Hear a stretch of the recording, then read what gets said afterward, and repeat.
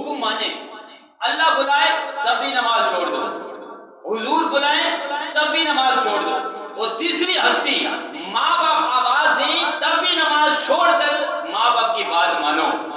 یہ نہیں کہ ہم نماز پڑھ رہے ہیں، امی جان آواز دے دے، والدہ ہمیں آواز دے دے، بیٹا ادھر آؤ، ہمیں پتہ ہی نہیں بھائی بلا کون رہا ہے۔ یہ باتیں بھی ذہن نشین ہونی چاہیے۔ کیوں کہ نماز سے پہلے وضو ہے، وضو سے پہلے بھائی ہم تو گھر میں ہوتے ہیں، مسجد آنے سے پہلے بھی گھر میں ہوتے ہیں یا باہر ہوتے ہیں یا کام کاج کر رہے ہوتے ہیں، تو سب سے پہلے مؤذن اذان دیتا ہے اللہ اکبر اللہ اکبر، تو ہم باہر سنتے ہیں، اگر گھروں میں ہیں تو گھر میں سنتے ہیں، آواز سنتے ہیں اللہ اکبر، اذان ہو رہی ہے، چلو مسجد کی طرف، حی علی الصلاۃ، آؤ نماز کی طرف۔ تو ابھی نماز کی طرف ہم چل پڑے، اٹھے گھر سے اٹھے تو نماز اس سے گھر سے نکلنے سے پہلے گھر والے راضی ہوں گے۔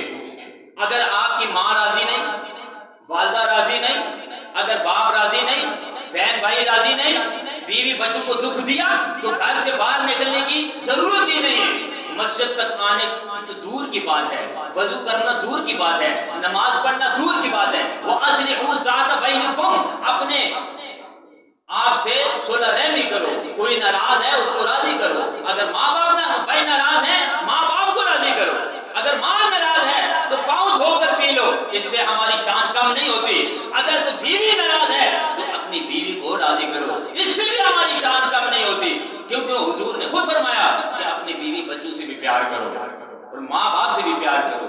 اور اگر گھر میں ماں راضی نہیں، باپ راضی نہیں، بیوی بچے راضی نہیں، اگر ہم قدم پائے رکھتے ہیں بھائی حی علی الصلاۃ پر عمل کرتے ہوئے ہم جا رہے ہیں بھائی نماز پڑھنے کے لیے، اور گھر میں اتفاق نہیں، گھر میں آپ کا اٹھنا بیٹھنا ٹھیک نہیں، میں اپنی بات کہہ رہا ہوں، چلو اپنی میں مثال آپ کی نہیں اپنی دیتا ہوں، اگر میرا گھر میں اٹھنا بیٹھنا ٹھیک نہیں، بات چیت ٹھیک نہیں، تو میں کہوں کہ میں نماز پڑھنے جا رہا ہوں، تو ایسے نماز نہیں ہوتی۔ کیسے نماز ہوتی ہے؟ گھر میں بیوی بچوں کو راضی، ماں باپ بھی راضی، اور ویسے بھی اصول یہ بنتا ہے، اور بھائی علماء اور اللہ کے ولیوں کا کیا طریقہ تھا؟ طریقہ یہ تھا کہ جب گھر سے نکلتے تو اپنے ماں باپ کے قدموں کو ہاتھ لگا کر، اپنے ماں کے قدم چوم کر، اپنے باپ کے قدم کو چوم کر پھر باہر نکلتے، اجازت لے کر۔ کون سی ماں ہے جو نماز کے لیے روکے؟ کوئی نہیں روکتی۔ کون سا باپ ہے جو نماز کے اندر بیٹا نماز پڑھ رہا ہو اور ماں باپ دیکھ لیں تو آواز لگائیں؟ کوئی نہیں۔ بہرحال یہ ہے کہ حدیث قرآن میں یہی ہے کہ جب تمہیں ماں باپ بھی بلائیں اپنی بھائی نماز تک چھوڑ کے آ جاؤ۔ پتہ لگا کہ اللہ رسول کے بعد اگر کوئی ہستی ہے تو وہ ماں اور باپ کی، اور اگرچہ ہم اس پر عمل نہیں کریں گے تو ہماری نماز قبول نہیں ہوگی۔ اور ابھی یہ گھر کے معاملات ہیں، وہ اپنے اللہ کے ولی اپنے ماں باپ کے پاؤں کو چوم کر پھر باہر قدم رکھتے تھے کہ ہم نماز پڑھنے کے لیے جا رہے ہیں۔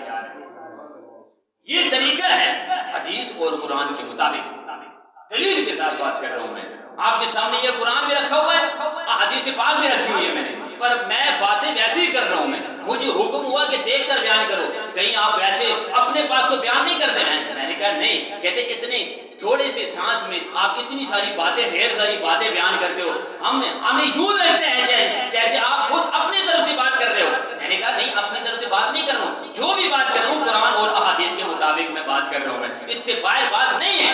میری ہر بات جو میں ممبر رسول پر بیٹھا ہوتا ہوں، ہر بات قرآن اور احادیث کے مطابق ہے، اس سے باہر بات میں نے آج تک نہیں کی۔ سنو، جب گھر میں ماں راضی، باپ راضی، بیوی راضی، بچے راضی، اور جب باہر سے گھر سے باہر قدم رکھتے ہیں ہم حی علی الصلاۃ کی آواز سن کر، تو پھر ہمیں چاہیے کہ ہم جب باہر آئیں تو ذرا سوچیں کہ ہم سے کوئی ناراض تو نہیں، کسی کا دل تو نہیں دکھا